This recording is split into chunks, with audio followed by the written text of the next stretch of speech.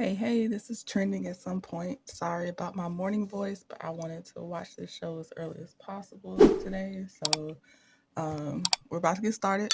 The way that I have tried to do it is I'm actually watching the show as I go, and then I'm going to give my feedback so I can get kind of my real time reactions on some stuff. So some of it, uh, I might misjudge a scene in the beginning and then see how it plays out at the end, but just because I don't know what's going to happen yet. I also just want to say thank you to my 14 subscribers. I'm very happy. I'm very grateful. I just am. So I appreciate it, and I'm glad that the people that it's attracting are the ones to me that I'm hoping that will come here. So I just want to say thank you. Okay, I'm gonna come back after I watch this first scene. I already know I'm gonna have a lot to say about this episode. I didn't even let the first scene finish, y'all. I hope YouTube lets me upload my whole video and doesn't make me cut out my reviews, or I'm gonna do it in parts this time because I had 45 minutes worth of things to say for the last episode, and I should have just cut it into parts, but instead I had cut out a lot. This time I'm not doing that. I'm gonna put it in parts if I have to. Um, okay, so they show Stormy and Courtney entering the warehouse. And what I find fascinating is that Stormy says, uh, we had to move to this new warehouse in a week, or they've been in this new warehouse for a week. Either way, it's not the warehouse that she had pre-show, which to me is a red flag.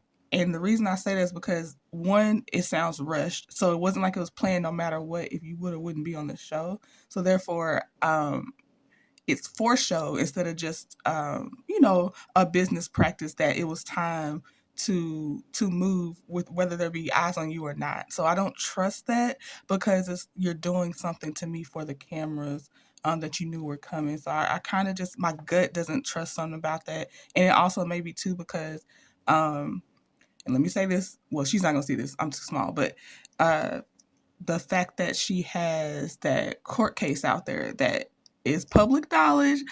Again, like who was that told her? I think it was brown skin girl said, go talk to the courthouse or whoever published that court case, not me, because she's just reporting on public information. So yeah, but this is red flag, especially because of that court case. And then well, it's a red flag because of the court case. I'll end it there. I'm gonna let them keep talking and see what happens. Oh Lord, why y'all didn't tell me this is another episode of them playing in our face? Okay, this is y'all got a whole page of notes just on this first scene with Courtney and Stormy. Okay, so we're at Stormy's new warehouse. I think I said that already. Red flag, red flag. Okay, so oh my God, it's so much. Courtney over here talking about y'all gotta step it up. I wrote down. I said, is Courtney gonna pack all the boxes then? Um, since he's telling people there's the door. And those I know it for a fact. And as I kept watching this scene, it verified it. Okay, sorry, I don't know for a fact. Everything else I have said before I'm saying this statement and after I say this statement, everything is alleged and in my opinion because I have so much that I gotta make sure it's only in my opinion. I do not know for a fact. It is just my gut.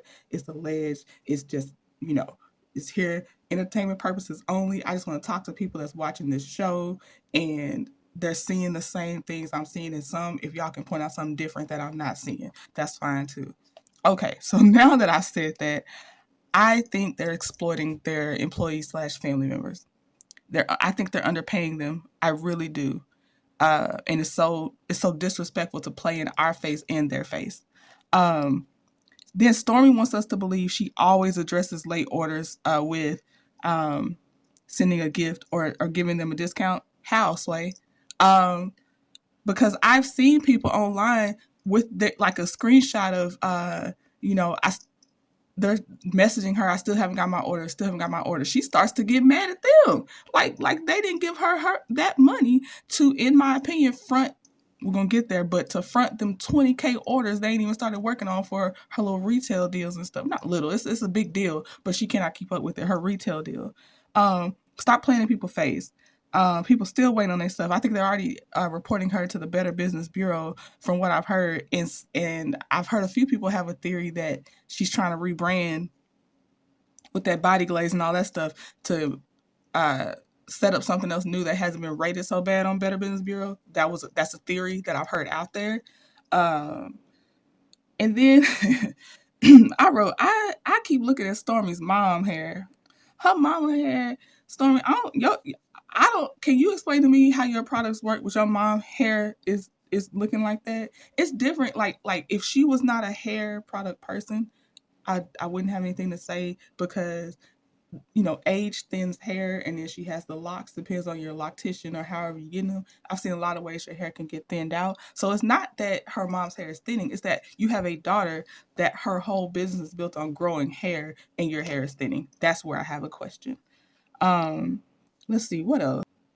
Okay, this bothers me because Stormy doesn't sell bundles. She's not like Portia with Go Naked hair.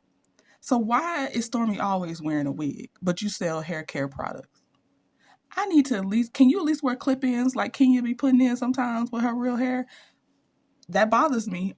It's a red flag to me as well. That it's just, I don't know.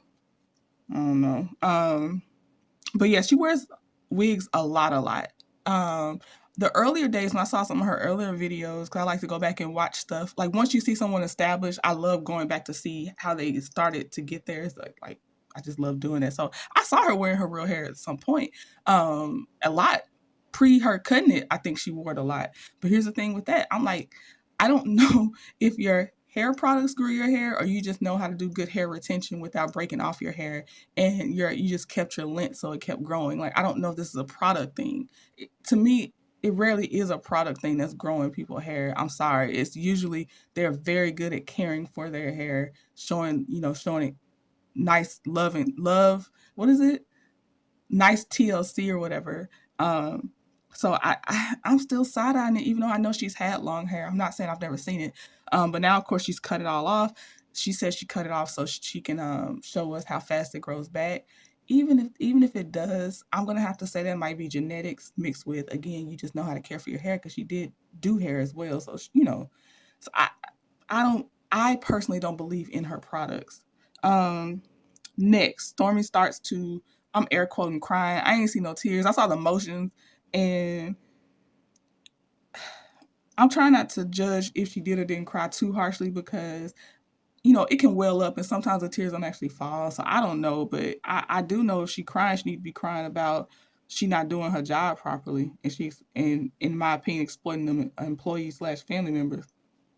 And then I was like, where did this white man suddenly come from? If you look at the previous cut, right before he came, uh, her cousin named Junior was standing next to different people. They was positioned all different. So I was like, dang, how long this meeting lasts? Cause found out his name Roger. Roger's in charge of labeling, and he was there. Roger's face was me too. I think I screenshotted. Roger's face was me, because he's smiling like, stop playing in our face. In my opinion, putting that out there as if that's what he really thinking. But boy, I didn't know they was gonna be bold enough to go around the room and ask them what they think the problem is, because you at least had me believing, although you might be underpaying them, that they also might be taking advantage because they family. Nope, nope, nope, nope, nope, nope. I'm 100% right now on the family side, because they said, Roger, what do you think can be done? I'm paraphrasing. Roger was starting to spill the truth. He said, well, I, we're behind on labels a lot, or we're behind on labels. I don't think he said a lot. Uh, and okay, so orders are late, things are happening because they don't have the materials they need to pack, that they need to have. But you trying to put it off on them? Y'all some dirty dogs, man. Y'all are. I can't believe this. I'm so glad they left that in there, didn't edit that out. Roger said, how am I label if I ain't got no labels? And his title is labeling manager. Then Courtney got the nerve to say, and I know Roger had more to say, but Courtney cut off Roger to say, well, going forward, if there's like 2 labels left, let us know. First of all, I know y'all do bad business, bad business. Because what I think, if I had my imaginary hair care business where I had my own little warehouse, I first, this would have been established before we moved to a new warehouse. How are you moving? That means you definitely had to pause the little production you did have. Okay, let me get back on track. It would be, Roger, when you get down to, okay, they doing retail with 20,000 orders. Roger, you get down to 4 boxes of labels left. Let me know, I'm gonna order them, or Roger should have a business card that he can just, at least email the person making the labels. Roger should have way more hands on than just literally taking the sticker label off, put it on the thing, because that's what it sounds like. How's Roger have a whole title that's literally labeling, but he doesn't have access to whoever's producing the labels, so he can. He got to tell Courtney. Courtney looked like he moved like molasses. And then Courtney's example, Courtney, you don't help. You don't help. You don't help, because this man said two. He didn't say 2 sheets of labels. This man said 2 labels left. Let us know. That's already behind. You gotta order them. They still gotta come. Like, unless you out there, you got a printer where he gonna hit print and Roger can't have the passcode. That doesn't make sense. Next, Stormy said, Junior, what do you think? Junior, telling the facts again. We need more hands. Junior title's production manager. But he said he felt like it's only him actually in charge of production. Then they start fussing at him when they see him doing one thing, but he's like doing the job. It sounds like at least of 2 to 3 people. And what was I gonna say? He said he need more hands. Oh, them giving him the production manager title. He got manager in his title when they know they just gave him that so it might placate him. That man is a production worker. If he don't have nobody actually working production with him, he's not what is he managing, himself?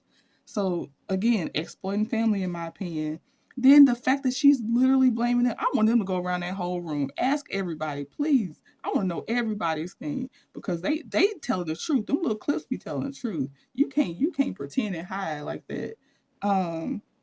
Then okay, so not Roger, Junior asked for help. He said, "Can we get more hands? I'm behind just because literally they don't have enough people."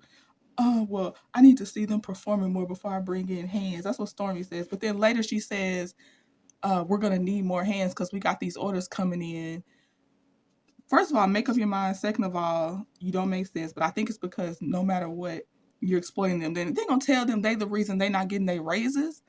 Not don't tell me that when the reason I'm behind is because you literally don't give me enough people to help, and I don't have the material. It stops if you don't have the material to finish.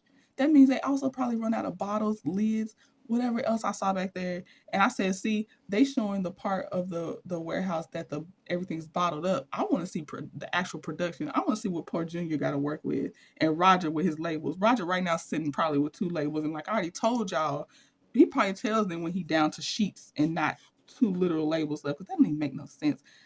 I tried to give Courtney the benefit of the doubt and think he was really involved with this business. This man, in my opinion, he don't do nothing. Then Stormy says they're in the red because they overextended. No S. No S, you overextended. Why are you in this new warehouse? Again, why are you in this new warehouse? Stay where you at then. What are you doing? That's funding that didn't need to happen yet. Because you could tell me you needed a bigger space, but again, I think I would have went with more people, maybe a temporary space. But it seems like you need the material, and the people is what you need, in my opinion. So then she's sitting in the office with Courtney. That's when she goes. She says she's expecting 20,000 retail item order that's coming in. Plus, they're about to expand to grocery stores. I hope they're watching this, because it don't matter if they getting their stuff. They're not gonna care how the online orders go. So I ain't gonna wish nothing bad, but I wish for, don't exploit your employees, family or not. I wish that you would stop overextending yourself. I wish you would get another business partner in addition to Courtney. I ain't gonna say cut him out. That's your husband, whatever. I wish you would actually learn how to run a business instead of just fronting with your, what is that?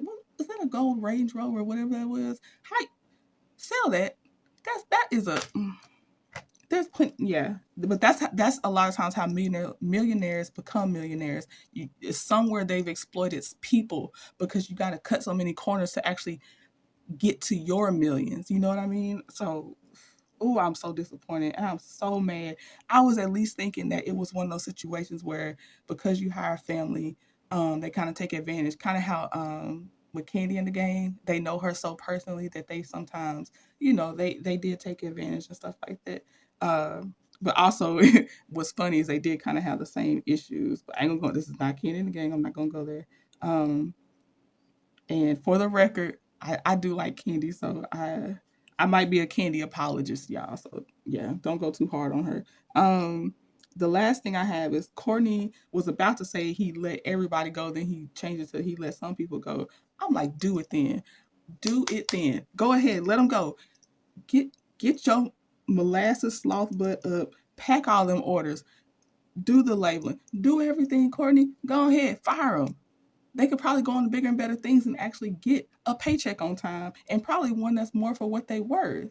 Because I think I also this is a theory. I'm only thinking this in my opinion, but I think that they also play guilt trips on them. That's why she cries every meeting. You crying, man? Stop, just stop. And so some of them probably have wanted to leave and just go do something else.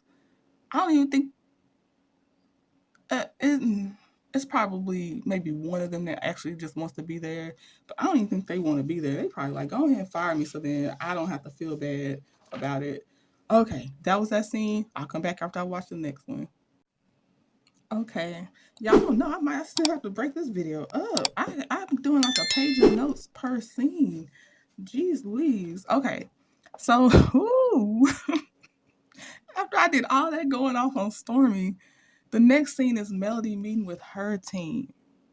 Melody meeting with her team, and I didn't know that's what was coming up. So I'm like, who are these people? What's going on? What's going on? I thought she was about to talk about planning the tea party. I thought these were party. I'm not gonna lie. I thought they were event planners or something.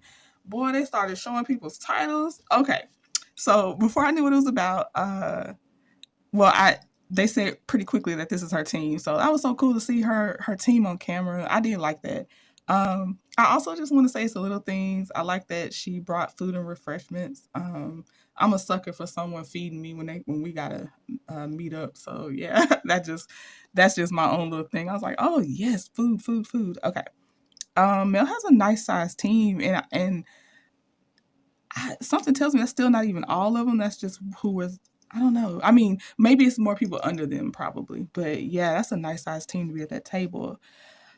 Um, First thing I wrote, this is how you use your camera time. And then I wrote, Stormy, are you watching? Tisha, are you watching? And I should just put all of y'all, are y'all watching? Heck, Carlos, are you watching? Because this is how you do it. It's I think I said it later, but I'm gonna say it again now. It just screams genuine. Like this is this is how she would meet with her team even off camera. They might not have all the makeup on, I don't know. But I think the gist of the meeting is how she would have met off camera too. It is so organized. I know they cut out a lot because I think it was a real meeting. It wasn't just to tell her like real quick snippets of what's coming up. The same as Stormy's meeting. I think that there was a lot more said, but they just, they didn't have all that time. So then I said, come on, Stormy, catch this tea. Who they show first? Mel's chemist, because I think Stormy had said something about you can't come up with a product that fast. It takes time. You got to have a chemist. Well, Stormy meet Mel's chemist on camera. Proof. And she did not look like she just met I think it was a woman, met that woman. Yeah, Mel has a chemist, Stormy, so let that go. And so the chemist says 7th Avenue Beauty was released in February, and they hit $1 million in sales only a couple months after that. Congratulations, y'all, the whole team, because I know you're also probably being paid fairly. Next, her director slash producer goes, and he said he's shopping a movie for Mel to play the lead. And I'm like, and this is actually no, this is me honestly speaking plainly. I'm not trying to throw shade. I said I don't know if Mel can act, but I know she's gonna get her check either way. Because I'm a Beyonce fan, and I have to acknowledge Beyonce's strong point is not acting, but anything else she touches is pure diamond. So like it is what it is. So, but she still gonna get that check when she do go act. But and let me say this real quick though, when Beyonce did play was it Ella? Oh my gosh, I just forgot the name, but it was on Cadillac Records. Now that I think she should got all her things. That I don't know where Beyonce was pulling from, But that wasn't the other type of acting that Beyonce has done. I just want to say that because I do got to give her flowers for Cadillac Records. That was a different level. So whether Mel can or can't act, I don't know.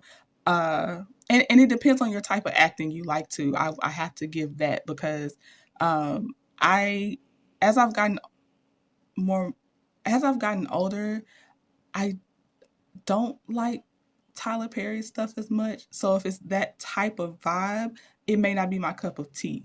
So it might even be that she can act. I'm just not. I might not be the audience, depending on what kind of vibe she goes for when she's acting. But either way, I don't care. I'm happy for her. Heck, I'm happy for her. Okay, next, the senior publicist slash slash CEO of Indigo Nation goes, and she says, Mel, I think it was for over like a few months span, will be speaking to high school students about starting businesses. Oh, that warmed my heart. It did. And I think Mel would, but I do hope that she gives tangible advice because a lot of people give vague advice, and I know you can't cover all the bases, but I think Mel will come with resources too. Like, you need to start visiting these links. Go here to actually so you can start putting something in motion, and it's not just believe in yourself type speech. Okay, next, Mel's international publicist speaks up. She says she's setting Mel's done the fashion week at this point, the New York Fashion Week at this point. She says she's trying to set Mel up to do multiple fashion weeks. She has contacts in Dubai, Luxembourg, and Milan, and I think she was gonna have more. Man, I'm just so proud. I'm so happy. She deserves it all. I actually got chills when the international post started speaking. I think I got chills because it just a lot of big things are happening, and we're seeing some of it, and they're happening in the right way. Um, and I think I said this, but I'm gonna say it again because I wrote it down right here. I do feel like this is how it happens off camera. This it just felt genuine, y'all. Next, oh, so they take a really pretty picture or a nice little group picture together. That was so cute. And then Don Michelle, Mel's manager, stays behind. And I like that oh my gosh. I like that name, Don Michelle. That's so pretty. But she gives Mel her kudos, and they start talking about going through divorce and just little things. And Mel calls what she went through a life crisis, and I think that's such an accurate description. And I know she's using past tense, but I do see her still going through it. But maybe for her, it's not a life crisis anymore. Now there's some inconveniences that she's better equipped to navigate through. And before she said it, we've seen the evidence that she's trying to keep the continuity for the kids, so they feel the least amount of impact as possible. She said Mariah and Malia's b-days are like a week apart, so she's doing the skate party. And yes, y'all, I've seen the clips. I know I'm gonna have to do a video about my thoughts of Martell showing up with his bum a. I know I am. I'm just not gonna mess it up right now. Or mess up the energy right now. And then the last thing, Mel. Oh yes, I just said Mel seemed her most true self in the moment with the table, as I've also seen her when she's with the kids. That she just seemed like herself. The guard was down. I know a lot of people that, I think it's usually people that are that, well, for whatever reason they don't like Mel, and they throw out the word fake, fake, fake. Well, I think Mel has her guard up and a mask on for survival around people she doesn't necessarily care for, and knows that they have actively tried to do harm to her in some kind of way previously, and that's the best she's got. That's what she's got. So I don't fault her for acting that way, knowing what they've done to her. Like, no, like, yeah, I'm not gonna be the same relaxed person around people that have tried to destroy me. Okay, so Tisha and Marcel. I was excited though when I saw the slutty vegan trucks out there. I was like, oh, okay. I did hear about that when they were still actually filming it in real time. That's cool. That they were there. I still want to try some of their food one day. I heard it's so delicious. Oh, I gave credit to Slutty Vegan for great marketing. Heck yeah, get yourself on a show that people well, the ratings are going down, but people are still watching it. That's even, and they already most. It seems like most Black people already knew about Slutty Vegan, even if they've never tried it. But so this is just some additional marketing for them. Joy, I like how her name is spelled with the I. That's cute. So Joy sits down with Tisha and Marceau. She's the director of sales for Slutty Vegan, and Tisha is telling Joy that they developed the whole. Okay, she said plaza. I say plaza. That they're in, and it's not just Black. And I know they talked about her office being beside Black. Well, the one she got kicked out of. But I was like, well, can the camera show a wide shot of this plaza, because I want to know, like, I want to see it, because they say they developed it. It's maybe in development. I don't think it's developed like it's finished, but because why y'all cut the camera shot so tight if it's all developed? Like, I want to see the whole thing. I know Anthony be going down there, Anthony Lofty's. Anthony, can you show us a full shot? Because I want to see it. So Tisha and Marceau, but Tisha's doing most of the talking. Tisha starts pitching to Joy that because Marceau is a general contractor and Tisha is, did she say a real estate management broker? I think that I didn't even write it down because I didn't really take it seriously, y'all. I'm not gonna lie. She didn't spell realty right, so I'm like, you're gonna see that word every time you have to take a test and all this stuff to get your qualifications. I'm like, how did you spell realty wrong? And then whatever. So she starts pitching to Joy about Slutty Vegan coming to Huntsville and letting them, you know, get her a location and build up Slutty Vegan in Huntsville. I said, Molly, I was like, Molly, you in danger, girl. Run, don't walk. The the gift of Viola Davis getting up and grabbing her purse, all of them. Molly, get out of there. Um, th- from what I understand, Marceau and Tisha, by way of being the owner of this company, supposedly are under a lawsuit currently for not fulfilling their obligations, and I think things not being up to code because they underbid so low they probably can't afford to pay uh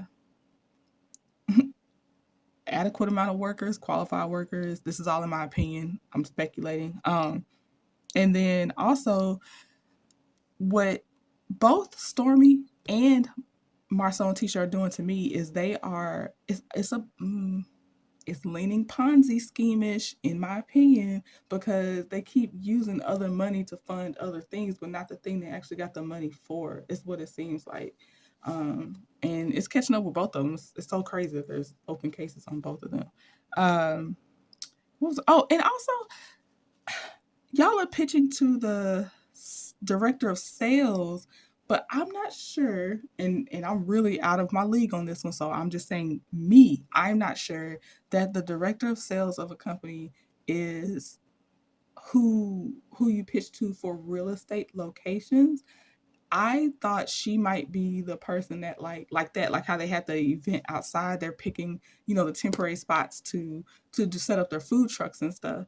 I feel like there's a different person when it comes to actually picking a permanent location, and I'm not sure. It might be her, but for some reason it screamed like, I think y'all might be talking to the wrong person. Even if someone wants to take it seriously, I don't think you're talking to the right person, but I'm not sure. So then Kimmy and Maurice joined them. Oh my gosh. Okay. Tisha or whoever referenced it, please don't reference Sloppy Toppy and the Scott's name in the same sentence again. I'm gonna throw up. So Kimmy segues into talking about that Black Expo meeting. Um, Credit to Kimmy for telling them in the face what she said in the confession, that there's nothing different about this group. Everything sounds the same. Which is basically what she said. Marceau, it's so weird. And I like how they put the caption up, so I'm gonna try to show that screenshot. But Marceau admits that, yeah, they're being sneaky about everyone's actual involvement in this group. And then he also says, we're using you guys, and not like he says some kind of qualifier after that. He just literally just says, we're using you guys. Oh, so when Tisha and Marceau get into their confessional, they're saying that Tisha saying Kimmy and Maurice are starting to sound like the Holtz. And I'm like, they sound like the Holtz. Like, first of all, they're no longer the Holtz. I'm just, if I say that again, it's only because that's what they said. Melody is not Holt anymore. But so they sound like them, and mostly they sound like Mel because we all know that Martell didn't think on his own. He just leaned on Melody's knowledge, intellect, critical thinking. Uh, but so they sound like them because they're asking rational questions that anyone should ask before they get involved into certain things. Okay, well then y'all sound like scammers and fools in my opinion. Um, then did y'all see Tisha's demeanor and face when she said, "I need them to be Team Scott"? I'm like, girl, Team Scott is a sinking ship. And then Marcel was looking at her like he was so proud she said that. And I'm like, Tisha, I need you to be Team Tisha and stand up. But okay. And then Tisha says maybe Kimmy's been around Mel too long. Kimmy, if Tisha's noticing that and you sound like you're changing for the better, please be around Melody more. Girl, stay over there. Help yourself out. She might can also get you off from under someone that apparently is just using you, and uh he apparently, we don't know what he does. We don't know what Maurice honestly does. So okay. And then Marcel says Maurice and Martell might be a little too chummy, but who is Martell meeting up with later in that cutscene that they showed with or that preview they showed when he's talking about the whole birthday party thing? And then who is Marcel getting his, what did he say? He's on a diet plan, a workout plan with Martell. I think you just threw that in there. I think it's really about y'all don't like that Kimmy is around Mel as much. I really do, but okay. Then let's see. Oh, Kimmy points out that people are on different levels, which is why she does believe that they would deserve a reimbursement or payment for their time. Tisha's, we're all on different levels. Her voice get high when she get defensive. I'm like, yeah, y'all are on different levels, but different doesn't mean same. So yes, let's say Mel's business acumen, and you saw her team, guys. So let's say Mel's at a 10. Well, Tisha, yes, you are on a different level because of those open cases. I was gonna give y'all a 5 or 6 because y'all, you do have a business, but I'm gonna have to take you down to a 2 or 3 because y'all not doing right. So yeah, y'all are on different levels. So it was the truth when she said that. Look, y'all hear this paper flipping? I had a little bit more notes. I'm telling y'all. Okay, and then Kimmy said that they're still avoiding answering the real questions. And at the end, Marcel just simply said, "I'm not paying anybody." All right, whatever.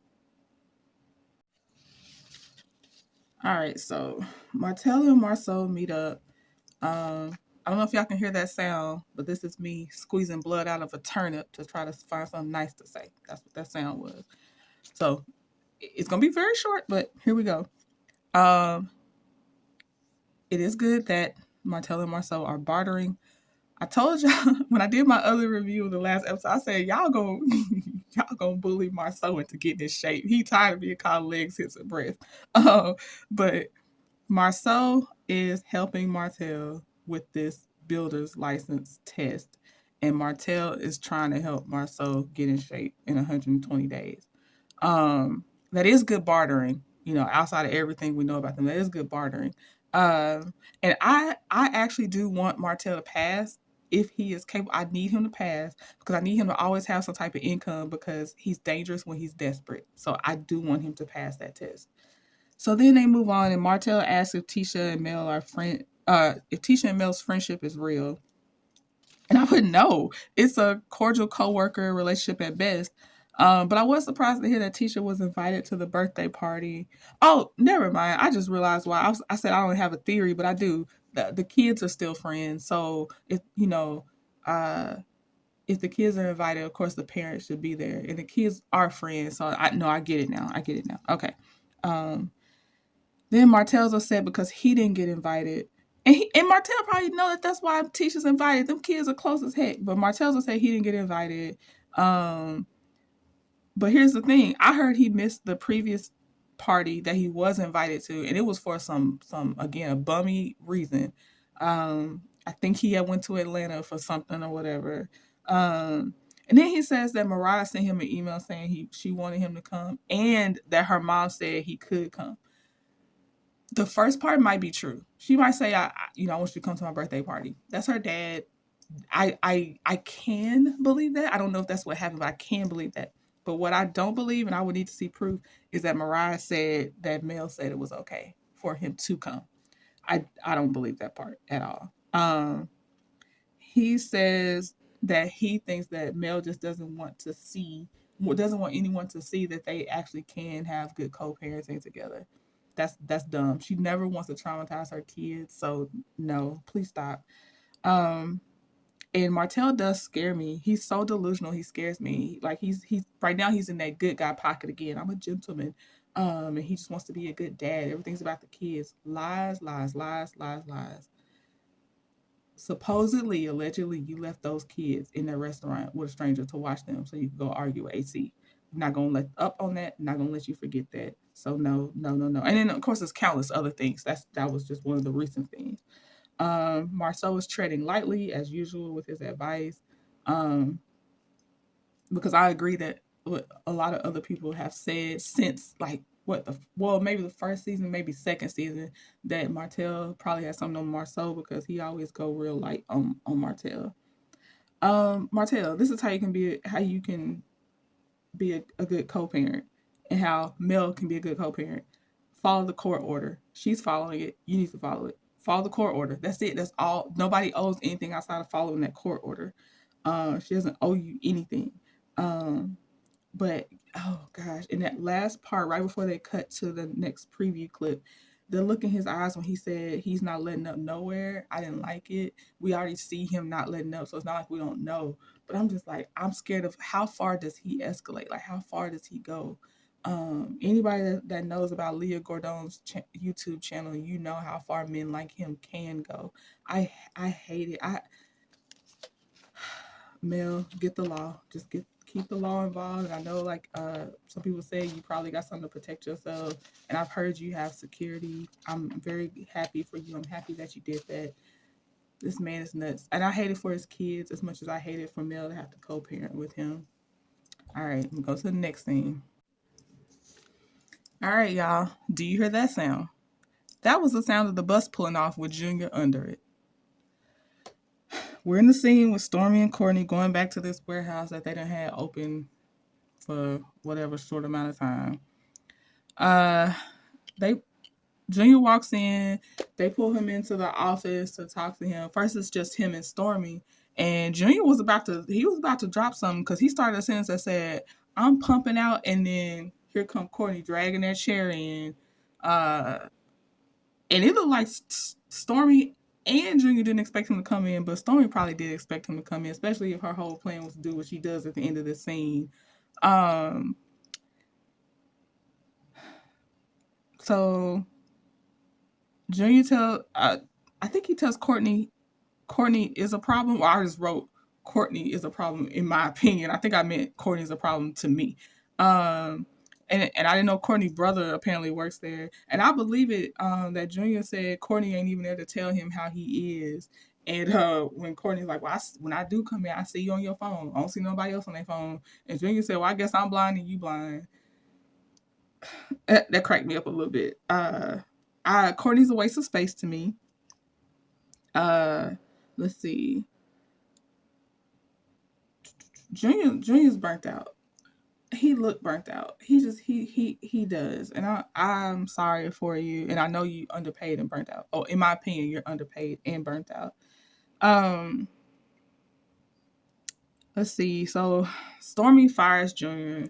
Junior, take it as a blessing in disguise. You don't need to be there. Go fly, little bird. Go fly. Spread your wings. And then I was like, oh, so y'all kind of trying to make, not even kind of, you doing it in our face. You making Junior the fall guy. So is he the whole reason order's been late? Roger the label guy said, hey, I'm running out of labels. I know stuff ain't going out without labels, but it's Junior. He not producing enough. And then you fire him. You was already shorthanded with him. So now whoever else left, if there was somebody to help, it's more on them. And then y'all eventually gonna hire somebody else that you probably gonna underpay. Then Stormy has the nerve to ask Junior, "Are we good?" Junior, I gotta give it to you. You taking it like a champ. I Even though it's a blessing to go, it's the way they let him go, which is disrespectful. And then Courtney immediately like, "I'll see you at the house, man. If you don't get your, ooh, Courtney get on my nerves. Courtney, y'all, ooh, it is better to just not let your people have camera time because I had no thoughts on Courtney like that until he started talking. I can't stand him. I can't stand him. This scene was hard to watch with Stormy and Courtney. Stormy's still trying to squeeze out that tear, and then she asked for a hug. No tears coming. So now I'm like, all right, y'all, I'm gonna have to be on that. That girl ain't crying. She probably didn't feel like crying. And then last thing I put is Junior wanted out. He took it really well. His little joke about tell grandma, or if the grandma asks how you find your cousin, is funny to me. And last scene, y'all. Last scene. Okay, the skate party. Martell shows up uninvited. We all knew that. Mel asked him to come outside so they can talk when he does show up, and I definitely think that she did that to save him embarrassment. She has nothing to be embarrassed for. She also probably saved. She tried to save her kids from probably the anxiousness of are my parents arguing again. It's supposed to be a happy day for them. So Mel starts to give him the business. She asks him to leave. It's a private event. She says he can get the girls later that same day. It's still their birthday. Don't know why he doesn't get this. Martell refuses to leave. Mela states the Madison County, and I think she said the state law, the odd year birthdays are for the mother. Martell is talking about, I can pay for it all. First of all, none of this has to do with money. Money doesn't even matter in this particular situation. You're crossing a boundary. You're crossing custodial orders, court orders. That's what matters. Plus, we know you don't have any money unless allegedly Carlos filled your allowance back up. Then Martell keeps trying to drive the point home he can see his daughters today. No, Mel tries to keep driving it home to Martell that he can see his daughters on their birthday today, same day, just a little bit later. A little bit later. The party ended with lights still outside. It was not late. Martell's just a walking boundary crosser and a lawbreaker. I put that Martell, in my opinion, is dumb, delusional, and dangerous, which is a crazy package. He is definitely yelling at someone that is someone standing beside Miss Van. He's not yelling at Miss Van. I don't think he should have been yelling at anybody. Period. Especially a woman. But I also was like, I don't know what relation the woman was, but I think she should have stayed in the party, and it should have been Mel, Miss Van, Martell. I would love for I would have loved to see. I know Chris Fletcher walked up, but he didn't say anything. Why are you even standing there just letting him yell in a woman's face? Or defend Mel because y'all are supposed to be close with her. Like, Chris, what are you there for? Why'd you even? You should have just act like you didn't even hear what was going on. It would have been better than you standing there and letting that man just do everything. Then he walks back into the party. Before Martell walks back to the party, Melody says she will call the police. Um, and in the confessional, Martell says Mel talks about calling the police and things of that nature all of the time. And he says she's done it multiple times, but it's always worked in my favor. I'm like, you don't hear how scary this sounds for a woman? She's had to call the police on multiple times, multiple occasions because of your actions. That's not good. Thank you for keep on relaying this evidence. Yes, relay this evidence on camera so it can be recorded later in court. Yes, keep on, Martell. Keep on. He walks back in. He hugs his daughters, and he leaves on his own. I really wanted to see him. I didn't want to see him leave on his own. Put it that way. So Mel tries to reset. She goes to go skate with her girls. That was so cute. Then she sits down at a table where Tisha and Kiki are sitting down at. They probably had to tell them, "Hey, y'all sit right here at this table," because ain't no way they would have chose to be sitting at that same table. It looked so tense. But I liked it because Mel sat down and she literally sat if you like themes and stuff like that, you kind of, it's basically Melody is in the middle, figuratively and literally, between Kiki and Tisha. I don't know. I don't think by choice, but how Tisha blames Kiki for going to Melody's party. Well, now they're sitting down at a table in person, so it's like, she's not ashamed that she invited Kiki to that party. And Kiki said that she didn't expect Tisha to be there at the party, which at first that's what I was thinking too. I'm like, how did Tisha make it in? But I was like, the kids, yeah. Um, Kiki asked if Mel and Tisha had to come to Jesus. Mel said they did, and then she asked Kiki, "Did you and Tisha have to come to Jesus?" And Kiki's like, "Yeah, we did talk it out." She said, "But she gonna have to speak to Tiffany later separately." Uh, and and then Kiki asked Mel about her high tea that's coming up, and Mel invites Kiki to come. And the high tea will be with a communication specialist. That's really good. I was wondering who the person was. I knew that they had some kind of specialty, but for some reason I thought they were an etiquette person. But I do think an actual communication specialist is better than an etiquette person. Etiquette would have fit the high tea, but because this is all about moving forward in a positive direction and how to communicate, I think it's very appropriate that that was a communication specialist that would be there. Um, Kiki is really bothered about Tiffany because she brings it up again. Kiki, Tiffany is there to get under people's skin, so I don't know how much energy you want to dedicate to her. At your own risk, but that's what she does. She does get under people's skin for better or worse. Like a lot of people said, Tiffany asked the questions that sometimes a lot of people have had. So I credit her with that, but she can dig. So at your own risk, Kiki. So that's really the end of it. They blow out the cake, sing happy birthday, all that. They show a preview for the next episode. Martell is going to recap his delusional version of what happened at the party to Maurice.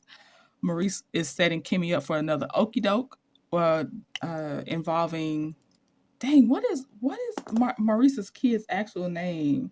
I know they call him Monster. What's his actual name? But they talk about that, and it's gonna involve Kiowa. Mel ends up inviting Tiffany to the tea party. Tells her she can bring a +1. Tiffany does hit the nail on the head and say usually +1 means backup. Enter the stage Stormy's mom, because Stormy's mom is definitely Stormy's backup. I love the tea party outfits that I saw. That was just something I do have something positive to say. I like the tea party outfits. And I'm curious to see what Stormy Mama was talking about and to whom she is speaking to, because I'm hoping she's giving an example and she is not directly speaking to Melody or anyone else at the tea party like that, talking about I'll shut you down, blah, blah, blah. Hopefully that was an example. We shall see. Thank y'all for sticking through this whole recap and review. I will see you later. Bye.